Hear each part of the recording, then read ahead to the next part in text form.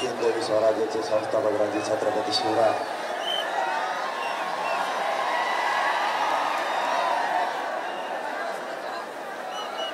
लातूर जिल्ह्यातील जमलेल्या माझ्या तमाम मराठा बांधवांना माझा मानाचा जय शिवराय।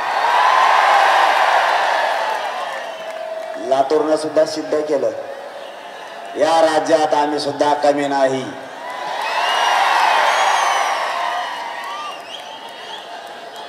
पाच सहा घंटे झाले तरी रॅली आणि रॅलीचं ठिकाण येता येत नव्हतं। सरकारला माझी या लातूर नगरीतून विनंती आहे, मराठा समाजाचा हा आक्रोश समजून घ्या। मराठा समाज काही काम नाही म्हणून एकत्र येत नाही। आपल्या लेकराला न्याय मिळाला पाहिजे यासाठी हा मराठा समाज एकवटला।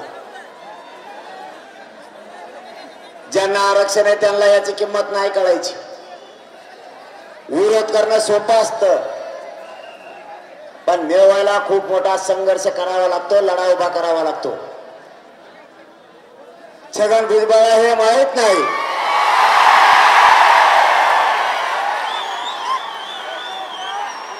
कष्टानं कसं खावं लागतं आणि फुकट कसं खावं लागतं।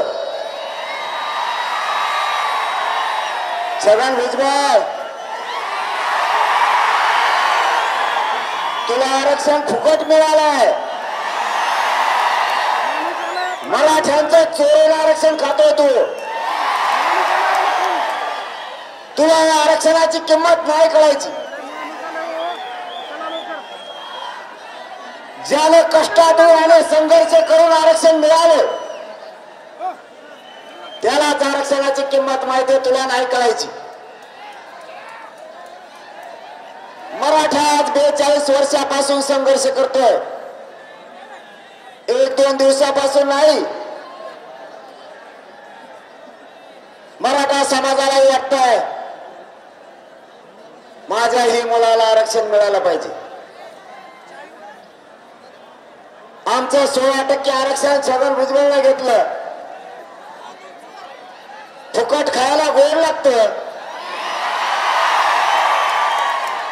जरा संघर्ष करून बघ मग तुला कळेल कष्टात आणि फुकट खाण्यात काय मजा आहे। माझ्या समाजाच्या 350 ते 400 बहिणींच्या कंपळाचे कुंकू आरक्षणासाठी पुसले। खाली बसा ना, ऐकायला ते येत असतात ना, मग काय करायचं? येवल्याहून आलात का तुम्ही? टेका खाली टेका, थोडा आवाज येईल ना। ज्याला कोणाला दिसत नाही त्याला आवाज येत असं ऐका फक्त। बसा बसा म्हणून आरक्षण काय करतंय? आपलं आरक्षण कोण घेतंय? आपल्यावरती काय अन्याय सुरू आहे आपल्याला कळणार नाही। त्यामुळे मराठ्यांनी शांत बसा, कारण ही शांतता रॅली। ज्या दिवशी मराठी बिघडते त्या दिवशी कोणाचंच ऐकणार नाही। सध्या छगन भुजबळ पिसळा कुत्रा चावल्यासारखा करतोय।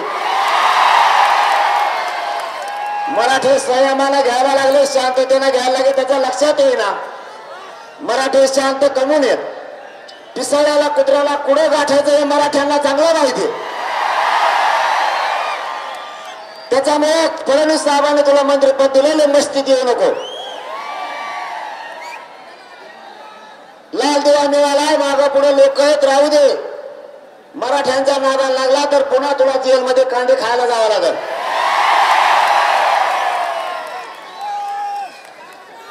आणि तुला पाठवल्याशिवाय मी काय गप्प बसणार नाही। मराठ्यांनी संघर्ष करून मायबाप आरक्षण मिळालं। आपल्या 4 ते 5 पिढ्या बर्बाद या आरक्षणामुळे झाल्या। खूप बलिदान मराठा समाजाचे या आरक्षणापायी गेले। थांबे बाबा, फोटोवाला ते मागून आरडा लागले, तुला काय सांगावं? दांड गल्ले पुढे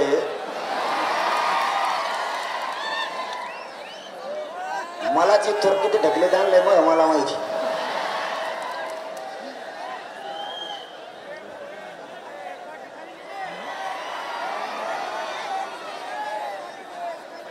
आपले बलिदान गेलेत मायबापाव. आपल्या आई बहिणीच्या कंपाळी कुंकू नाही राहिलं या आरक्षणापायी. देवेंद्र फडणवीस साहेबाला सांगतो आणि त्या छगन भुजबळला सांगतो, एकदा फक्त बलिदान गेलेल्या माझ्या मायबाप मराठ्याच्या घरी येऊन बघा, किती भयानक वेदना आहे. त्या माझ्या मराठ्यांच्या घरातल्या करता पुरुष गेलाय, कुटुंब उघड्यावर पडलंय.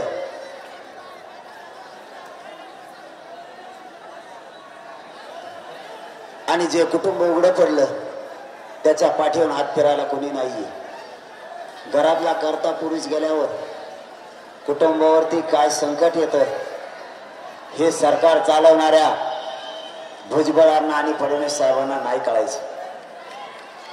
कारण बलिदान आमचे गेलेत, समाजाचे बारीक बारीक लेकरं आमचे उघडे पडले, तुमचे नाही. आमच्या आईबापांना रात्रंदिवस कष्ट करून आमचे लेकरं शिकवले. त्यांना आरक्षण नाही, एकाही आईबापाचं आणि एकाही मराठ्यांच्या लेकराचं स्वप्न पूर्ण होत नाही. आरक्षण असूनही छगन भुजबळ विरोध करायला लागलाय. माझं छगन भुजबळला एक म्हणणं आहे, तुझे लेकर तुला अधिकारी झालेले बघा वाटते, मराठ्यांना त्यांचे लेकर अधिकारी झालेले बघा वाटत नाहीत का? आमचेही काही स्वप्न असतील, आमच्याही आई बापानं काहीतरी स्वप्न बघितलं असेल.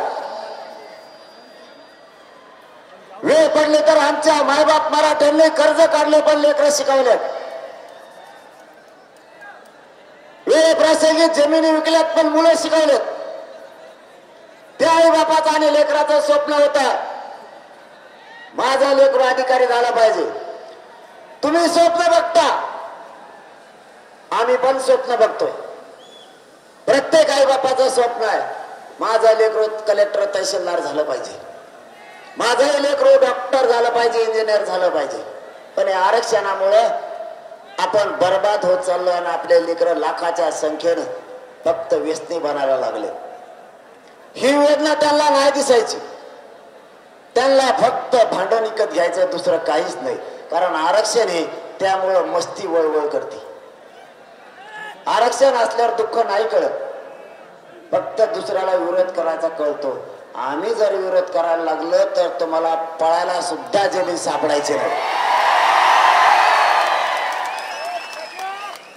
पण आम्ही शांत.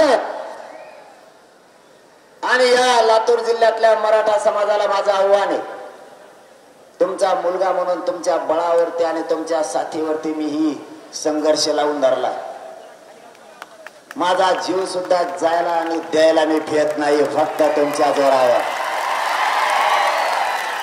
माझी तुम्हाला विनंती आहे, सगळ्यांनी फक्त शांत राहा. तुम्ही फक्त शांत राहा. शांततेत घ्या. आपल्याला किती उचकवण्याचा प्रयत्न केला तरी ओबीसीत सामान्य आणि मराठ्यात कुठेही वाद होता कामा नाही. अजिबात वाद होऊ द्यायचा नाही. छगन भुजबळला दंगली घडायच्यात आणि दंगली घडून आणायच्यात, त्याचं स्वप्न मराठ्यांनी कधीच पूर्ण होऊ द्यायचं नाही. हे शांततेचं युद्धच असं आहे की सरकारला पेलत नाहीये. हे शांततेचं युद्ध आपल्याला जिंकायचंय आणि आपण जिंकत सुद्धा आणलंय, काळजी करू नका. आता थोडं राहिलंय, फक्त सगळ्या सोयऱ्याची अंमलबजावणी.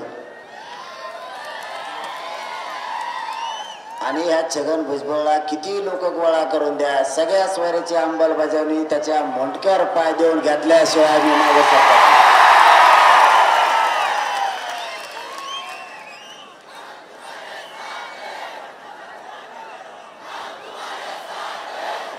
यांनी काय नवे सुरू केलंय तुम्हाला तेही सांगतो. कारण आपल्या रॅलीचा उद्देश काय, आपण संघटित का होतोय,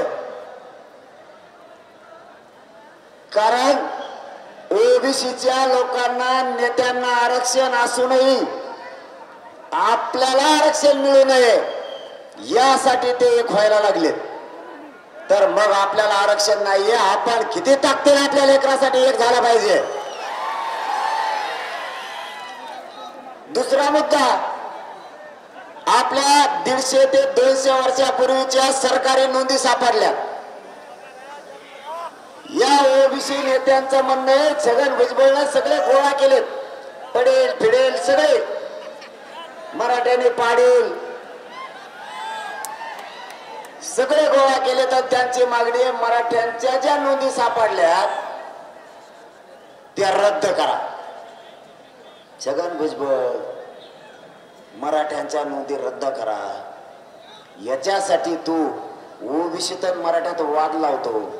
तुला एवढं तरी डोकं पाहिजे की तू मंत्री पदावर आहे, संविधानाच्या पदावर आहे, त्या सरकारी नोंदी आहेत आणि आपण त्या रद्द कराय म्हणतो, म्हणजे आपण किती मूर्ख आहेत हे तरी तुला कळायला पाहिजे।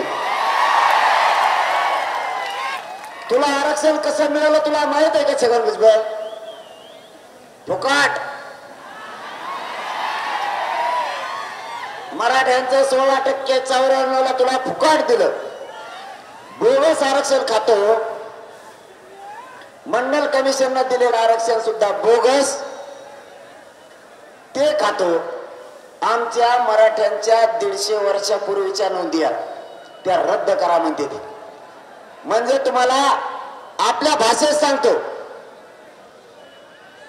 समजा आपला या लातूर जिल्ह्यात 2 एकरचा सातबारा सापडला आणि ज्या शेजारी 2 एकरचा सातबारा सापडलाय त्याच्या शेजारी बांधाला पलीकडून छगन भुजबळ, पलीकडच्या छगन भुजबळचं म्हणणं आहे तो जरी सातबारा सापडला असला तरी त्याच्यावरचं नाव खुडो मफलत नाव टाकायचं आहे मला त्याच्यावर। तो काय जागिरी का एकट्याची? म्हणजे ओरिजिनल नोंदी असून रद्द करा। म्हणजे आपला सातबारा असून त्याचं म्हणणं ही जमीन सोडा, इथं आमचे जनावर चरायचे, तो हे जनावर तिकडे नदीत नेऊन बांधून डोक्या इतक्या पाण्यात।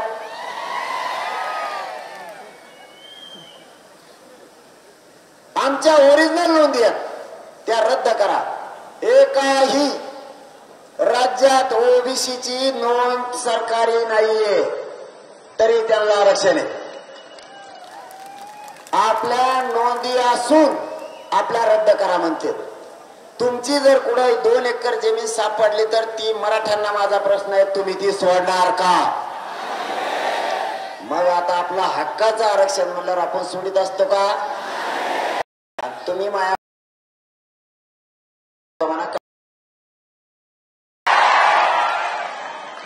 मराठ्यांच्या नोंदी सापडल्या तर रद्द करा ही मागणी आहे त्यांची।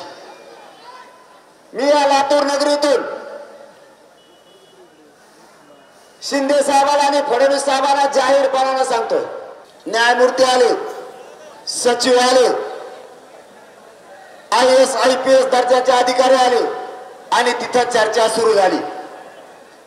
लातूर शहरातल्या मराठ्यांना माझी विनंती, शांत चित्ताने आयुष्य ऐका, आपल्या लेकराच्या हिताचा आहे। तुम्हाला नसल बसायला जागा नसू द्या, तुमच्या कानावर आवाज पडला तरी तो मराठ्यांच्या हिताचा आहे आणि तुमची शांतता, तुमचं निवेदन आणि तुमचं विराट रूप उभा महाराष्ट्र बघतोय, त्यामुळे शांत चित्ताने ऐका।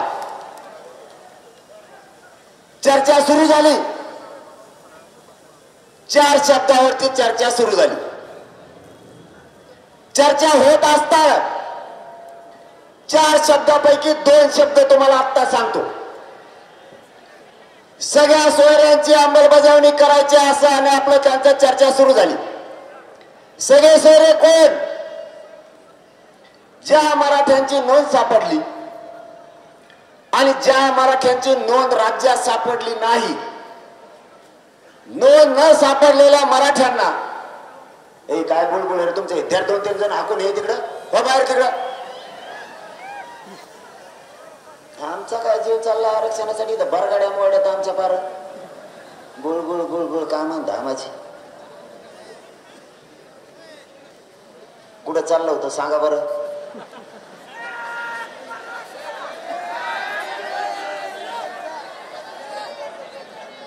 पक्क द्या ना ठिकाकडे तुम्ही आरक्षण घेतले सोडित नाही छगन भुजबळ आता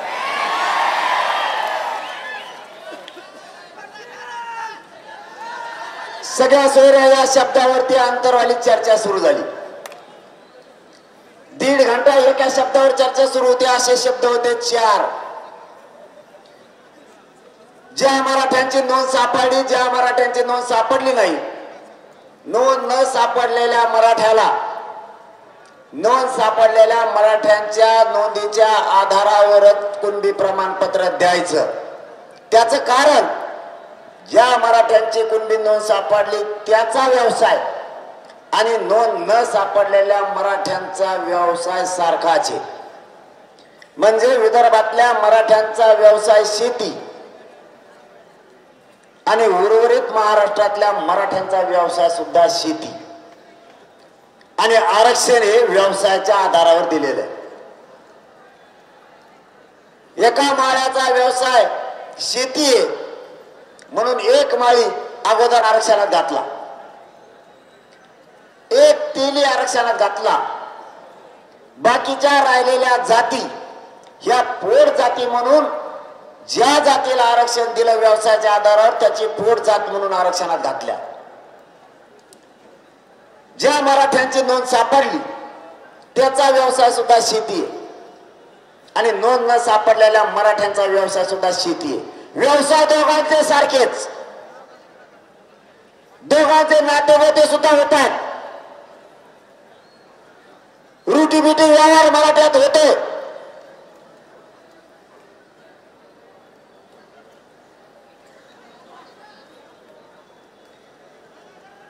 अजान चालू आहे का? नाही ना?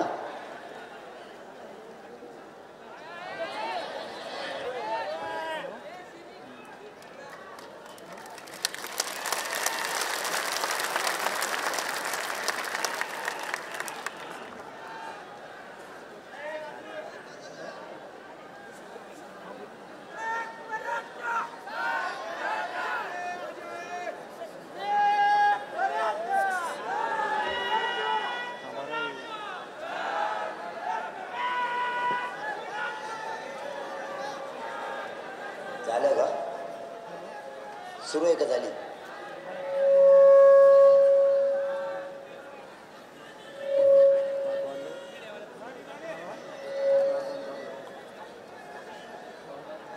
माझं लय बारीक देणं असतं कारण आपल्यावर संस्कार आहेत, मराठ्यावरती संस्कार आहेत.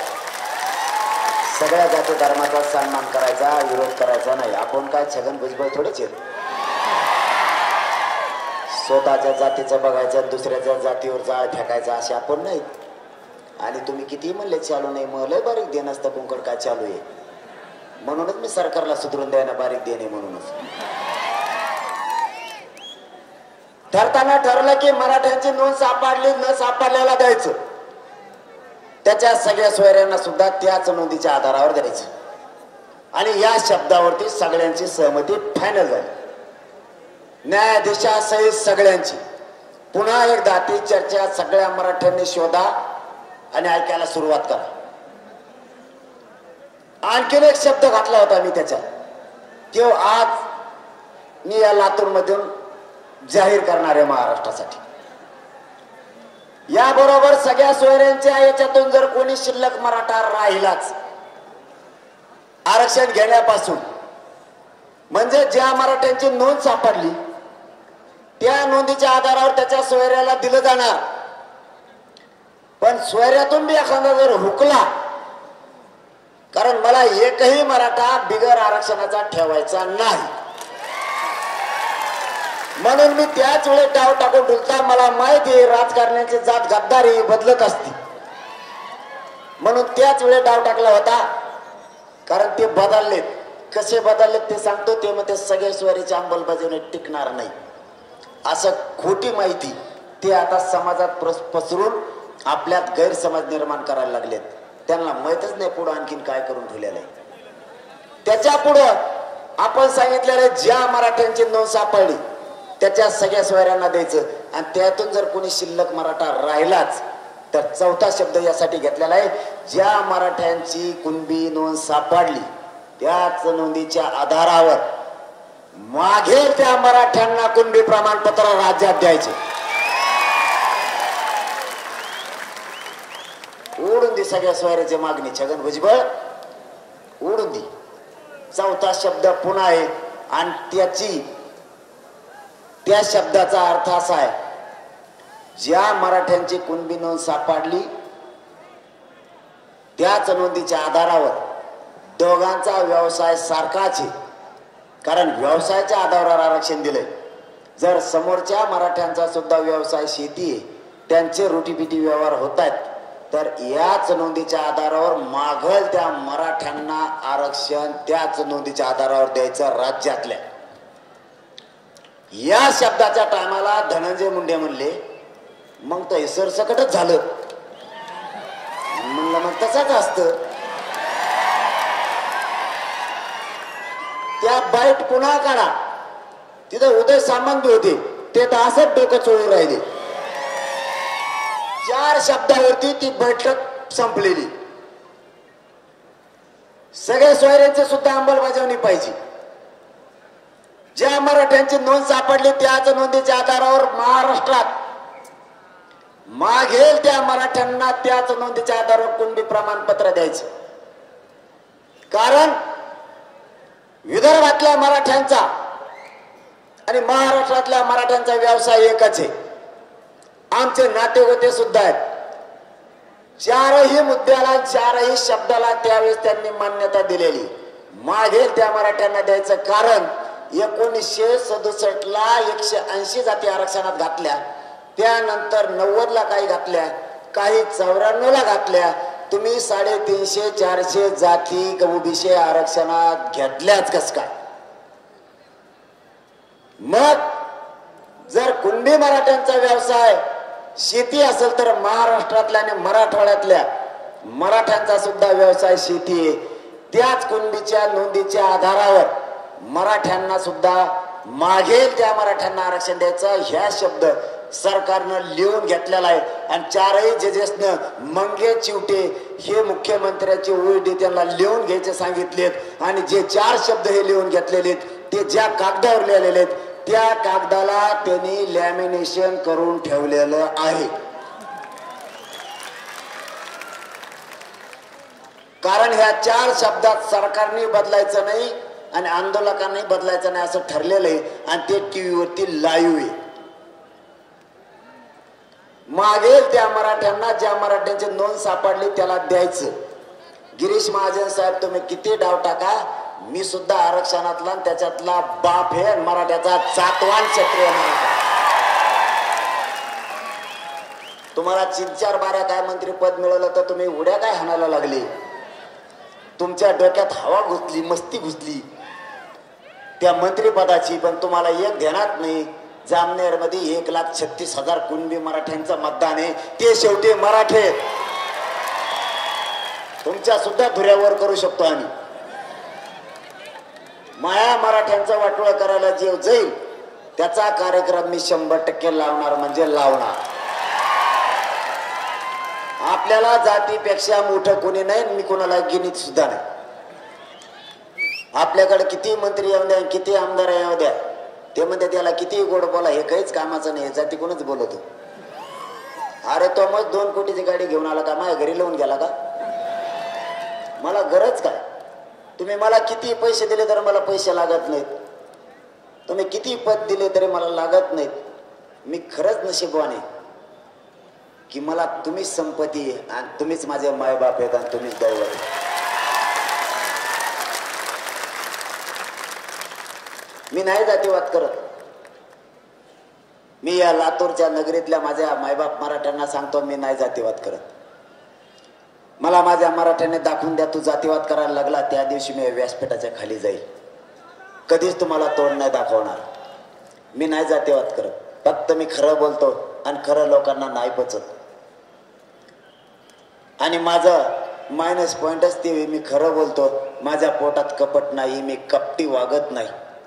म्हणून यांची पोटदुखी आहे. कारण मी निर्भीडपणानं बोलतो. मी फक्त माझ्या जातीवर माया करतो, बाकीच्याला मी गिनीतच नाही. माझं फडणवीस साहेबाला लातूर शहरातून आव्हान आहे, जातीवाद कोणी केला जरा तपासा. राज्य तुम्हाला चालवायचंय, सत्ता तुम्ही चालवता, मराठ्यांचे मतही घेताय. तुम्ही सत्तेत येत म्हणून आम्हाला तुम्हालाच बोलावं लागतंय. अंतर्वालीत आंदोलन सुरू झालं, आमच्या आया बहिणीच्या पोटात आणि छातीत गोळ्या घातल्या कोणी. आजही बारीक बारीक लेकराला चालता येत नाहीये. अश्रुधुराच्या नळकांड्या म्हाताऱ्या माणसाच्या डोळ्यात गेल्या. अँब्युलन्स जर इकडून येणार असली तिला रस्ता द्या, का दुसरीकडून रस्ता आहे. इकडे येणार असली तर पटापट रस्ता द्या तिला.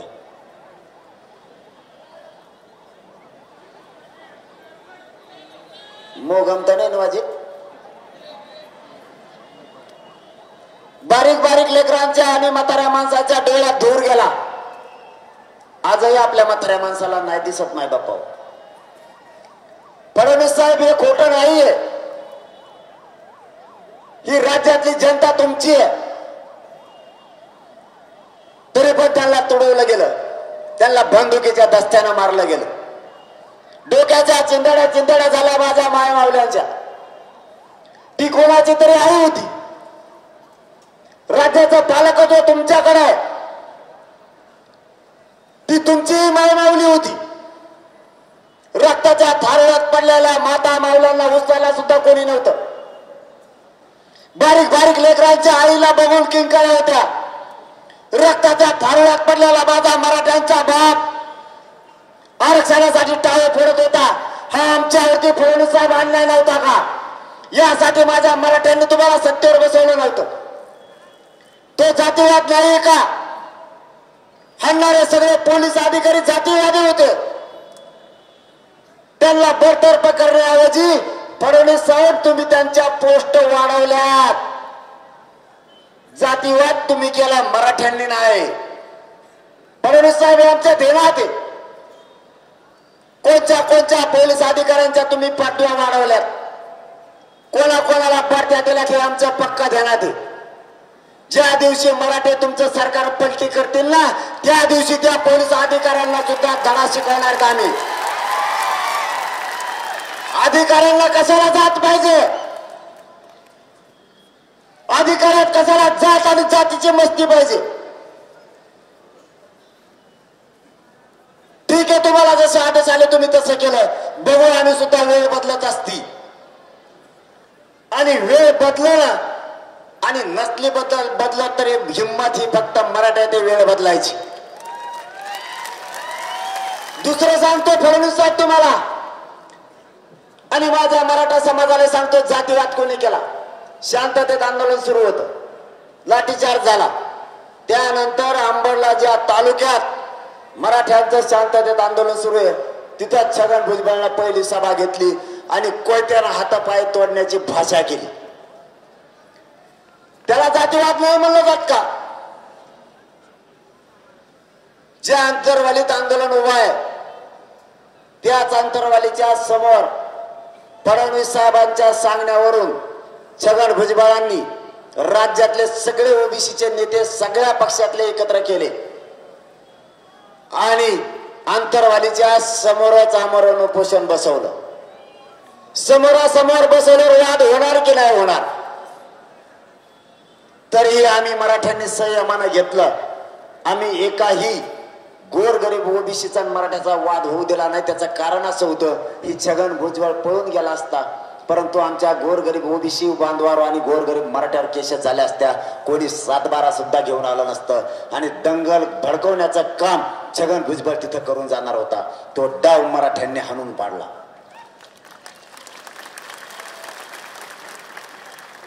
तिसरं काम छगन भुजबळने केलं. माझं बीड जिल्ह्यातलं पूर्वीचं गाव शोधून काढलं आणि तिकडे जाऊन गाड्या फोड्या, इकडे जमलं नाही म्हणून, आणि मराठ्यांना दंगल भडवायचे प्रयत्न केला त्यांनी. पण मराठ्यांनी तिथं सुद्धा दंगल होऊ दिली नाही. छगन भुजबळचं आतापर्यंत आपण एकही स्वप्न साकार होऊ दिलं नाही. चौथं काम जे मी पुन्हा परवा केलं हे मला रात्री माहीत झालं. नांदेड मध्ये आंतरवालीत त्याने ओबीसीच्या नेत्याला आंतरवाली गावात रॅली काढायची सांगितली. गावात. अरे काय नाही येते छगन भुजबळ तो ही तू का म्हशीला प्यालेला आहे का काय?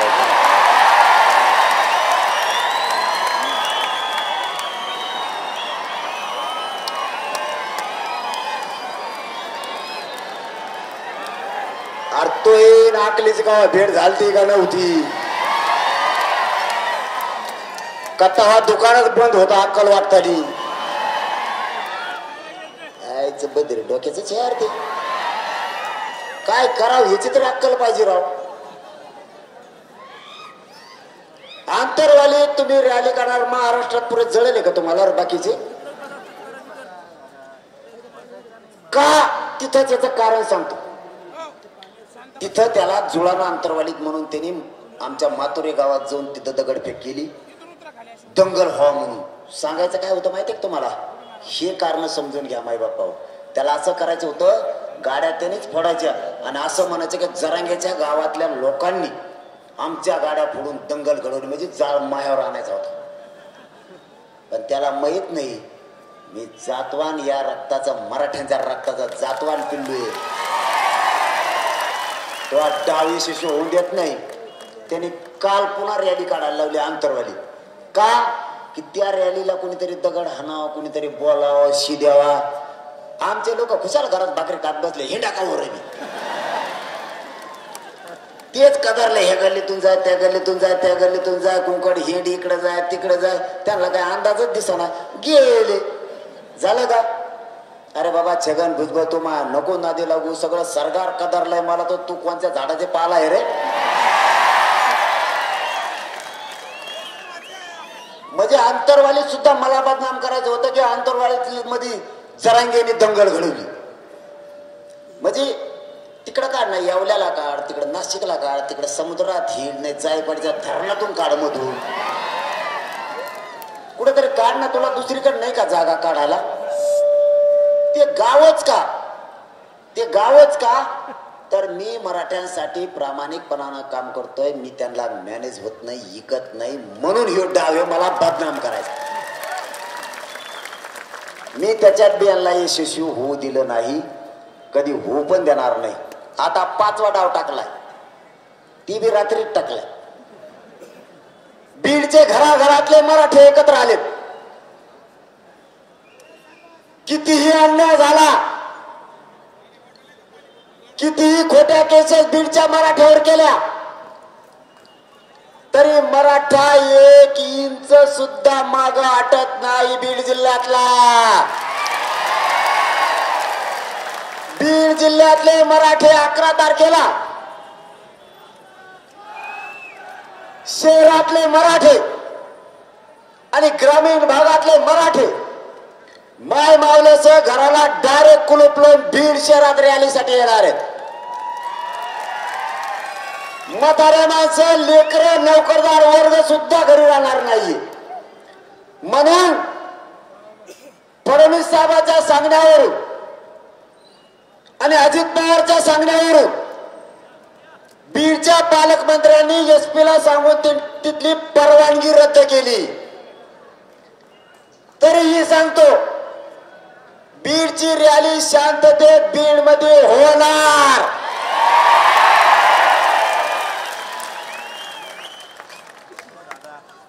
हे पालकमंत्र्याला असला जातीवाद बीडच्या शोभत नाही. आम्ही नाही जातीवाद केला.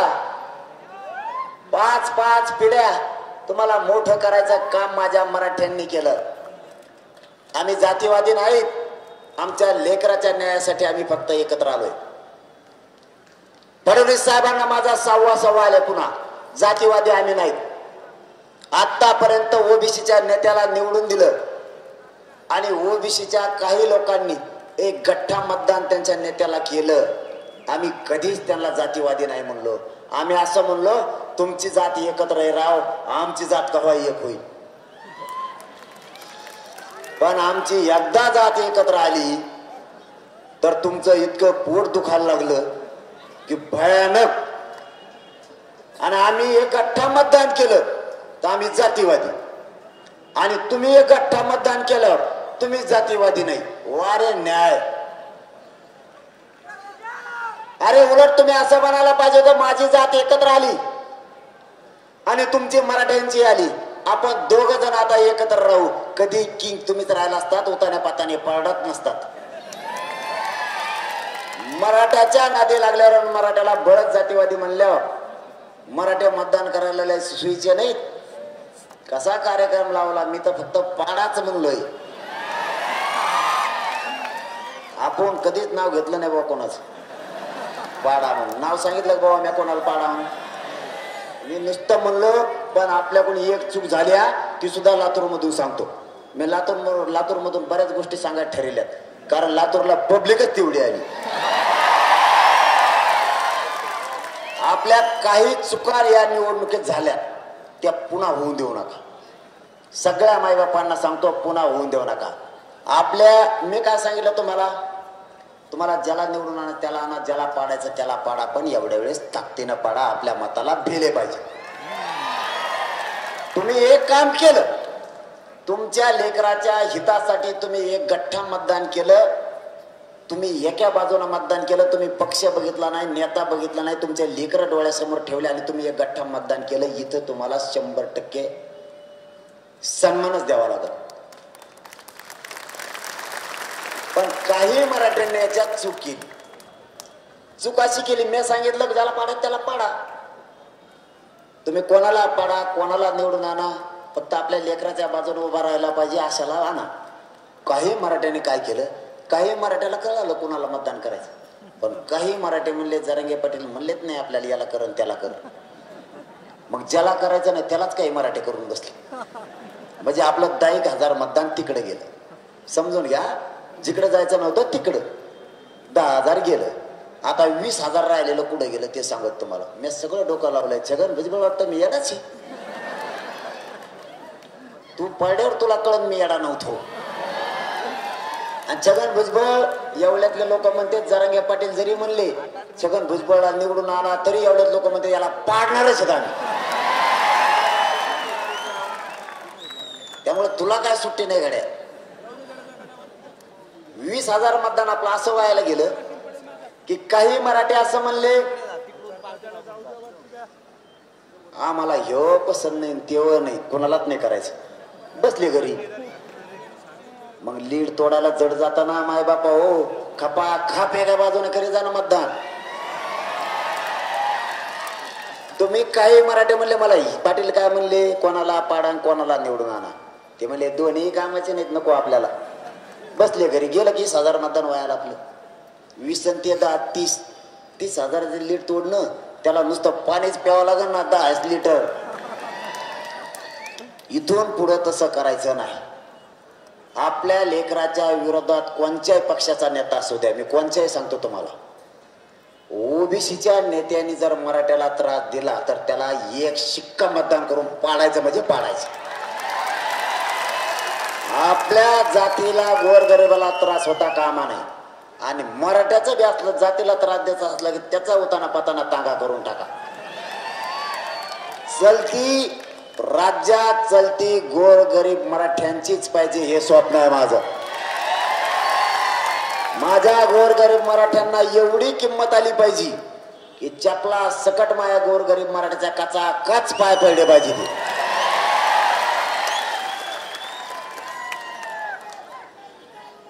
ही किंमत मला माझ्या गोरगरीब मराठ्याला आणायची.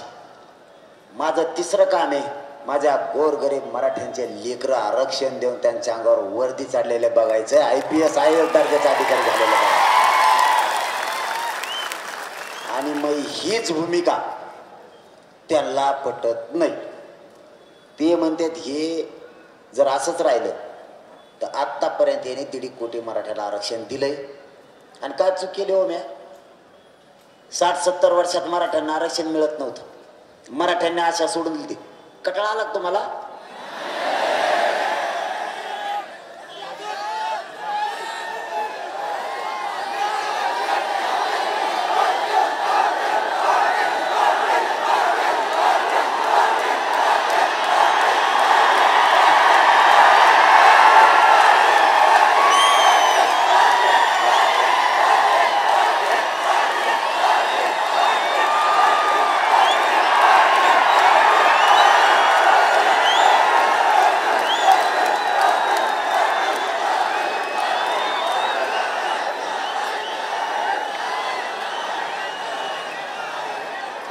सांगा आता कुठं चाललं होतं आपलं, सांगा आपलं तरच असतं भाऊ पुढचे घालत.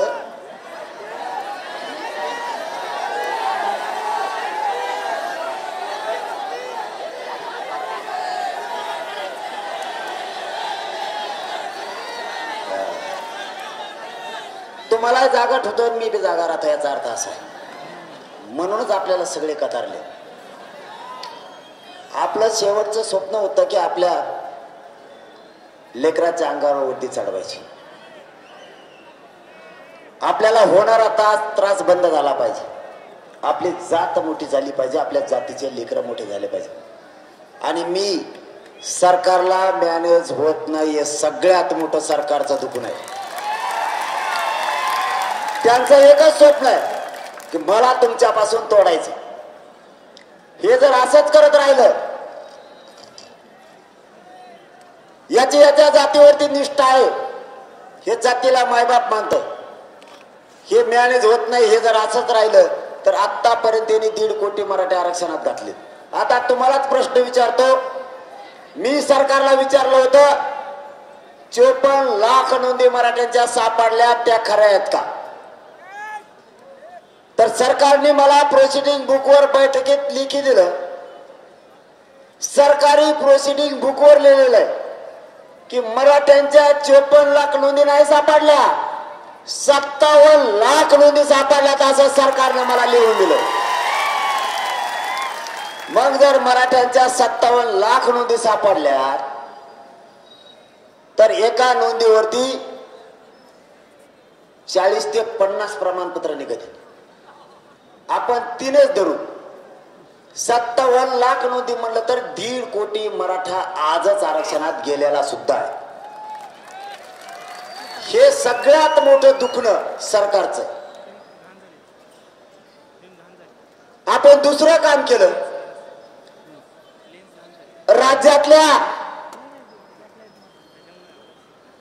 सगळ्या जाती धर्मातल्या मुलींना मराठ्यांसह मोफत शिक्षण केल्याचा जी.आर आणि त्याची काल अंमलबजावणी सुद्धा केली.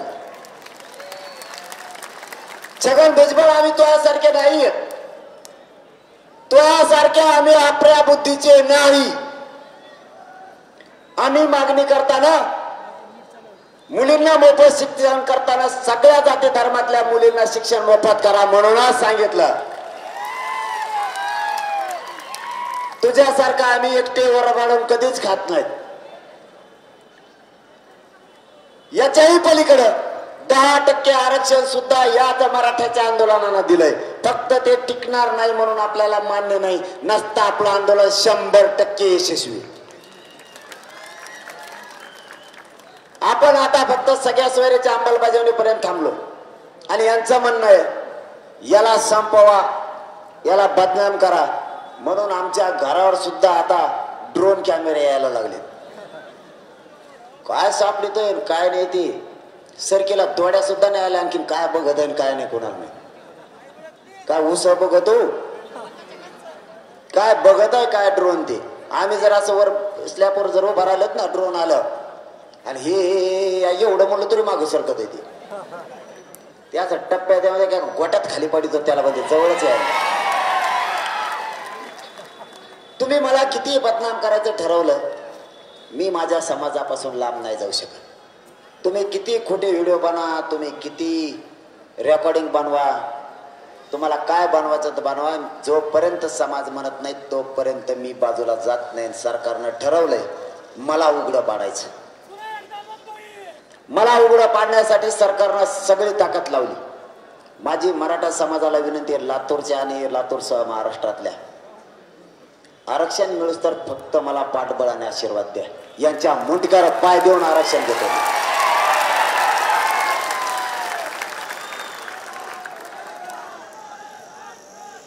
माझे तुम्हाला आग्रहाची विनंती आहे, यांना आरक्षण असून जर हे या ताकदीने आपल्या विरोधात रान उठवायला लागले, छगन भुजबळने इतके ओबीसीचे नेते एकत्र करून जर धनगर बांधवाच्या एसटी आरक्षणासाठी जर लढले असते तर आतापर्यंत धनगरांच्या गोरगरिबांना आरक्षण सुद्धा मिळालं असतं. ते काम तो करत नाही. धनगर बांधवाच्या आरक्षणाला मराठ्यांमुळे धक्का लागत नाही. TNT व्हिजनटी मध्ये देव जरी आला तरी धनगर बांधवांच्या आरक्षणाला मराठ्यांमुळे धक्का लागत नाही, कारण तो वेगळा प्रवर्ग आहे. तरी छगन भुजबळ ओबीसीच्या नेत्याला नादी लावून मराठ्यांविषयी भांडण करायला, दंगली घडवायला लावतो. धनगर बांधवाच्या नेत्याला माझी विनंती आहे, तुम्ही फुकट इकत भांडण इकत घेऊ नका. आमच्यामुळे तुमच्या आरक्षणाला धक्का नाही लागत. तुमचं आणि आमचं गावकडे चांगलं आहे. उगाच शत्रुत्व वाढू नका, उगाच गावखेड्यात दुश्मन्या वाढून ठेवू नका. गावखेड्यातल्या ओबीसी बांधवांनी आणि धनगर बांधवांनी त्यांच्या नेत्याला आणि छगन भुजबळला समजून सांगा की मराठ्यांच्या जर सरकारी नोंदी सापडल्या असल्या तर मराठ्यांना आरक्षण द्यावं लागणार आहे. तुम्ही विरोध करू नका. आणि धनगर बांधवाच्या आरक्षणाला मराठ्यांमुळे धक्का लागत नाही. नेत्यांनी उगाच मराठ्यांच्या विषयी नाराजी अंगावर घेऊ नये. धनगर बांधवाच्या सामान्य जनतेने सुद्धा त्यांच्या नेत्याला सांगावं, कारण आम्ही तुमचं आरक्षण मागत नाहीये. आमचं आहे तेच आम्ही मागतो. या पलीकडे आम्ही तुम्हाला काहीच विनंती करू शकत नाही. बदल करायचा तर तुमच्यात तुम्ही करा, नसेल तुम्हाला करायचा तर आमचा नाविलाज आहे. आम्ही एकटेच या राज्यात 50-55% छगन भुजबळ हे सुद्धा लक्षात असू दे. आम्ही आमचं आरक्षण मिळवायला खंबीर आहेत. वेळ आली तर बघू, त्याला नाविलाज आहे. पण मी काही चुकीचं करत नाही. माझी जात संपू नाही म्हणून माझी जात एकत्र केली आणि जातीचं दुःख मी मांडतोय. एवढाच फक्त फरक आहे. लोक जातीचं दुःख मांडत नाहीत. मी माझ्या जातीचे शब्द, जातीचं दुःख, जातीला होणाऱ्या वेदना मी माझ्या तोंडातून मांडतोय. फक्त एवढाच फरक आहे. नसता मी ज्या ज्या गोष्टी मांडतो त्या समाजाला सगळ्या पटतायत. जातीवाद मी नाही केला. जातीवाद 20 वर्षापासून यांनीच वाढवला. यांनी यांच्या जाती एकत्र केल्या, त्यावेळेस जातीवाद नव्हता का? यांनी खोटं आरक्षण घेतलं, बोगस आरक्षण घेतलं, त्यावेळेस यांना जातीवाद नाही वाटला. आज माझा मराठा एकजुटीने एकत्र आला, मुलाला न्याय मागायला लागला तर याला जातीवाद वाटायला लागलाय. म्हणून सावध राहा. काय भ्यायची गरज नाहीये कोणाला. एकमेकाच्या मदतीला जायचं शिका. आपण आपल्या मराठ्यांनीच मराठ्यांवरती हात उचलू नका. गाव खेड्यातल्या मराठ्यांना आणि शहरातल्या मराठ्यांना एकमेकाला साथ द्या. आपल्याला कुठं काय दंगली घडवायचं नाही, त्यांच्या अंगावर जायचं नाही. पण ते जर एकजुटीनं मराठ्यांच्या अंगावर येणार असले तर आपण फक्त संरक्षण स्वतःच करण्यासाठी एकजुटीनं त्या त्रास होणाऱ्या मराठ्यांच्या बाजूने उभा राहा. तुमच्या राजकारणाला तिकडे काडी लागू द्या थोडे दिवस. जात सांभाळायचे बघा, जातीचे लेकरं सांभाळायचे बघा, जातीचे मुलं सांभाळायचे बघा, जातीच्या मुली मोठ्या करायचं बघा. जात जर संपली तर तुम्हाला आम्हाला काहीच किंमत राहणार नाही. म्हणून जात वाचवा. जातीच्या लोकांना मदत करा. आपली शक्ती आपल्या विरोधात वापरू नका. एकमेकाच्या अंगावर जाऊन एकमेकाचे डोके मराठ्यांनी आता फोडायचे बंद करा. बांधावरचे भांडणं कमी करा. व्यस्तापासून मराठ्यांनी आता लांब जा आणि शांत राहा. शांततेचं हे युद्ध आपल्याला जिंकायचे. मी फक्त आणि फक्त या मराठ्यांचे लेकरं मोठे व्हावेत म्हणून मायबापावर लढतोय. माझं दुसरं काही स्वप्न नाही. माझ्या कुटुंबावरती उभा नांगर फिरलाय तरी मी विचार करत नाहीये. माझा बाप कुठे आहे, माझी आई कुठे आहे, माझा परिवार कुठे आहे मला सांगता सुद्धा येत नाही. माझा परिवारच मी तुम्हाला मानलाय आणि माझा कुटुंबच तुम्हाला मानलाय.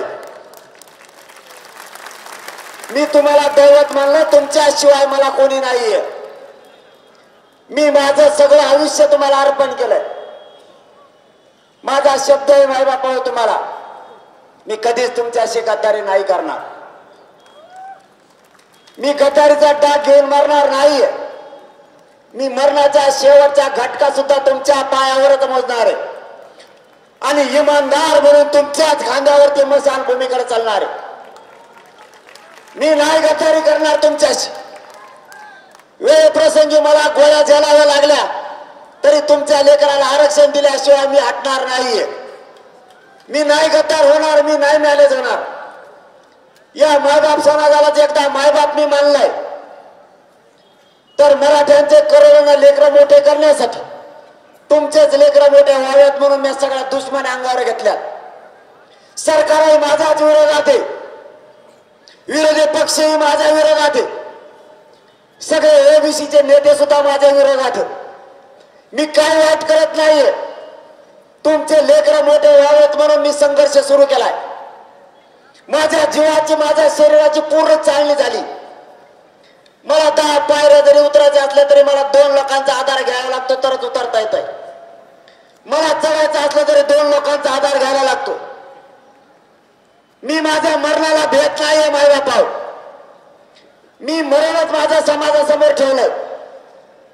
मी मरताना तुमच्या पायाशी इमानदारीनं मरणार आहे, पण तुमच्या लेकराच्या डोक्यावर आरक्षण देऊन गुलाल टाकल्याशिवाय मी 1 इंच सुद्धा मागे सरकणार नाहीये. मला तुमच्याकडून काय अपेक्षा नाही, मला तुमचे काहीच नको आहे. सरकारनं आणि विरोधी पक्षाने मला उघडा पाण्याचा डाग टाकलाय, जातीवादाचा डाग मला लावायचा प्रयत्न केलाय. खोटे व्हिडिओ रेकॉर्डिंगची तयारी सरकारने चालवली. माझ्या महाराष्ट्रातल्या मराठा समाजाकडून मला काही नको, फक्त आपल्या गोरगरीब मराठ्यांच्या लेकराला, मराठ्यांच्या लेकराच्या आणि या मुलींच्या आणि विद्यार्थ्यांच्या मुलींची आणि मुलांची होणाऱ्या वेदना बघवत नाहीयेत मायबापाव. आरक्षणापायी आपले लेकर आत्महत्या करायला लागलेत, नोकरीपासून लांब राहायला लागलेत. माझी तुमच्याकडून फक्त एकच अपेक्षा आहे, आपले गोरगरीब मराठ्यांचे तुमचे स्वतःचे लेकर आरक्षण मिळून मोठे होईपर्यंत फक्त मला खंबीर साथ आणि आशीर्वाद द्या. यांच्या छातीवर पाय देऊन मी तुम्हाला आरक्षण मिळवून देतो. आपल्याला आता गरज आहे, आरक्षण असून त्यांनी रस्त्यावर उतरायची तयारी दाखवली. आपण आता कामाला महत्व देऊ नका. आपल्या लेकराला पिढ्याने पारचं त्यांचं कल्याण होणार आहे, त्यांना आरक्षण देण्यासाठी रस्त्यावर या. एकाही मराठ्यांनी घरी थांबू नका, पक्षाच्या नेत्यांकडून बोलू नका, पक्षाला जास्त ताकद देऊ नका. बाप होत जातीला माना, पक्षाच्या नेत्याला बाप मानू नका. आपल्या जातीच्या बाजूने उभा राहा, एवढीच माझी तुम्हाला हात जोडून विनंती. आपली जात मोठी करा, आपल्या जातीचे लेकरा मोठे करा, एवढाच पण घेऊन मी रस्त्यावरती आज 10 महिन्यापासून एकाकी झुंज लढतोय. सगळ्या संकटाला सामोरं गेलोय. इतकी माझ्या शरीराचे हाल झालेत की कोणत्या दिवशी मी तुमच्यात असन आणि कोणत्या दिवशी नसन हे मला सांगता येत नाहीये. माझी फक्त तुम्हाला विनंती आहे, या मराठ्यांच्या शक्तीवर आणि बळावर तुम्ही मला एकदा जरी ताकदीने दिसला तरी माझ्यात 100 हत्तीचं बळ येत आहे. हे आपलं मायलेकरांचं अतूट नातं झालंय आणि मी या समाजाला मायबाप मानलाय. हा समाज मोठं करणं एवढाच माझा उद्देश. मला काही नको, मला लागल ते सरकारनं दिलं असतं, पण मी त्या समाजासाठी ठुकरून लावलाय. यांना किंमत सुद्धा सरकारला आणि नेत्याला मी दिलेली नाही. कसला नेता आला तरी मी तुमच्यापेक्षा मोठी किंमत त्याला नाही देत. सगळ्यात मोठी किंमत या जगात माझ्याजवळ कोणाला असेल तर ती फक्त माझ्या मायबाप तुम्हाला मराठा समाजाला आहे. बाकीच्याला माझ्याजवळ किंमत नाहीये. माझ्या समाजाला फक्त माझ्या समाजाच्या लेकराच्या पाठीशी उभा राहा, एवढीच माझी तुमच्या पायाला हात लावून विनंती. स्वतःचा नातू मोठा व्हावा, स्वतःचं लेकरू मोठा व्हावं, स्वतःची मुलगी मोठी व्हावी, स्वतःची जात मोठी व्हावी, हेच फक्त सगळ्या पक्षातल्या मराठ्यांना शिका आणि जात मोठी करू लागा. मी आहे तोपर्यंत मराठ्यांच्या पत्रात आरक्षण टाकल्याशिवाय मागे नाही हटणार. माझी जाता जाता तुम्हाला विनंती आहे, ज्या ज्या वेळेस हाक मारली जाईल त्या त्या वेळेस ताकदीने समाजाच्या पाठीशी उभा राहा. कोणीही काम सांगू नका, बहाणे सांगू नका. एक दिवस काम बोलावलेली काय होत नाही. कुणी जण तुम्ही काही असं म्हणताल, किती दिवस लढायचा आता. तुम्हाला सांगतो, कुठलाही लढा यशस्वी जर करायचा असला तर छत्रपती शिवरायांचे गुण आपल्याला घ्यावे लागणार आहेत, विचार घ्यावे लागणार आहेत. आपण क्षत्रिय मराठे सातत्यानं लढावं लागणार आहे. तुम्ही जर एकदा शेतात पेरलं तर 10 वर्षे पेरायची गरज नाही असं होत नाही. प्रत्येक वर्षी तुम्हाला पेरणी करावी लागणार आहे तरच तुमचे लेकरं जगणार आहेत. तसं सातत्यानं हा लढा लढावा लागणार आहे. सातत्यानं आपल्याला संघर्ष करावा लागणार आहे. सतत उठाव करावा लागणार आहे. त्यावेळेस आपण जिंकणार आहे. त्याशिवाय आपण जिंकणार नाहीत. त्यामुळे एक दिवस तुमचं काम बुडाल्यामुळं जर माझ्या मराठा समाजाचं कल्याण होणार असलं तर एक दिवस सगळ्यांनी काम बुडत जा. पण महिना 2 महिन्यातून ताकदीनं गरीब मराठ्यांपासून श्रीमंत मराठ्यांपर्यंत नोकरदार मराठ्यांपासून सगळ्या मराठ्यांनी एकत्र या आणि आपली शक्ती शांततेत एकजूट दाखवत जा. आपल्याला न्याय मिळवायचा, त्याशिवाय हटायचं नाहीये. माझा जाताना तुम्हाला शब्द आहे. काही जण तर डोकं लावायला लागलेत. काल हिंगोलीत, परभणीत, नांदेडमध्ये डोकं लावून राहिले. म्हणलं आपण काय करू, जर आपलं नाही ऐकलं बाबा आपण 288 पाडू. ते म्हणतात नाही मुंबईलाच चला एकदा. जायचं का?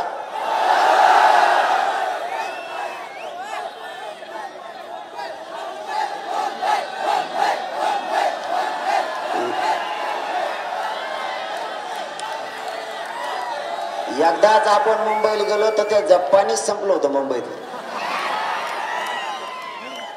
आणि आता जर जायचं ठरलं तर आरक्षण घेतल्याशिवाय यायचं नाही.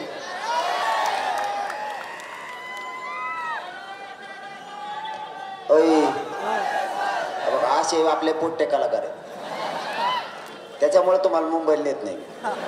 इकडं कुंकड माईक आलाय आता. त्या मुंबईचा माणूस होईने असंच केले माई फजिती. 17 ताळीच्या बिल्डिंग करून जाऊन बसले.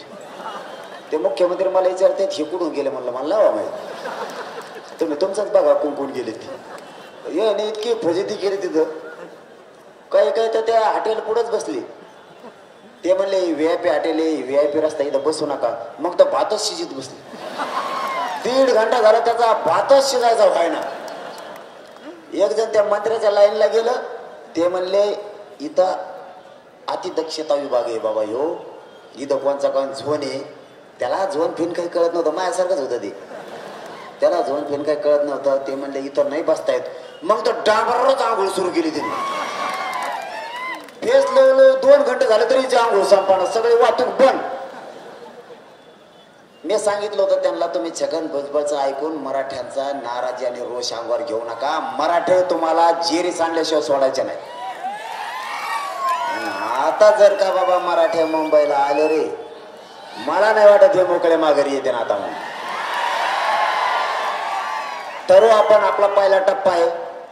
पहिल्या टप्प्यात आपल्या आणखीन 3-4 टप्पे होणार आहेत. आपण सगळ्या मराठ्यांना विश्वासात घेणार आहेत. कारण ज्या समाजाला मायबाप म्हणलं त्यांना न विचारता कधीच काम नाही करायचं. म्हणून 5 टप्पे आणखीन 3 टप्पे राहिलेत. पटापट मी सगळ्या रॅल्या उरकून घेतो. आपण ठरवू 288 उभा करायचे का पाडायचे. आता माझी सगळ्यांना शेवटची विनंती, एकजूट राहा, एकमेकाला साथ द्या. आरक्षण घ्यायचं तर ओबीसीतूनच घ्यायचंय. मराठा आणि कुणबी एकच आहे, याच्यातूनच घ्यायचं. माझा शब्द आहे तुम्हाला.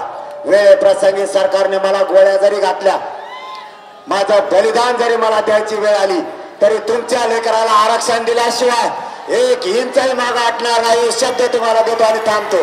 धन्यवाद. जय शिवराय. धन्यवाद.